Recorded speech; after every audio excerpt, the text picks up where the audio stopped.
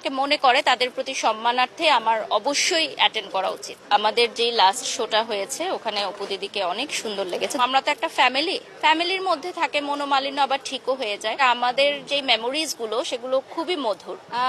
অনেক বছর পর ডান্স পারফরমেন্স করেছি, র্যাম্পে হেঁটেছি। ডেফিনেটলি আমার দর্শকরা নতুন কিছু পেয়েছে। আর এই কয়েকদিন আমি লাইভ প্রমোশনও অফ রেখেছি জাস্ট ফর দিস শোজ, এবং আজকে আবার চ্যানেল আই মিউজিক অ্যাওয়ার্ড। তো ভালো লাগছে আমার কাছে, আজকেও আসলাম যেহেতু ইনভাইটেশন পাঠিয়েছে। আমি সচরাচর চেষ্টা করি সব জায়গায় অ্যাটেন্ড করতে, কারণ আমি মনে করি যারা আমাকে স্মরণ রাখে, যারা আমাকে মনে করে তাদের প্রতি সম্মানার্থে আমার অবশ্যই অ্যাটেন্ড করা উচিত। ইস্পাহানি বেকারি ফ্রেশ, স্বাদের আবেশে একটু আয়েশ। হ্যাঁ, ডেফিনেটলি কথা তো হয়েছে, এবং আপনারা দেখেছেন যে আমাদের যে লাস্ট শোটা হয়েছে ওখানে অপু দিদিকে অনেক সুন্দর লেগেছে দুটো প্রোগ্রামে। তো আসলে পেশাদারিত্বের জায়গা থেকে তো আমরা সবাই সবার সাথে কাজ করি, কাজ করতে গেলে মন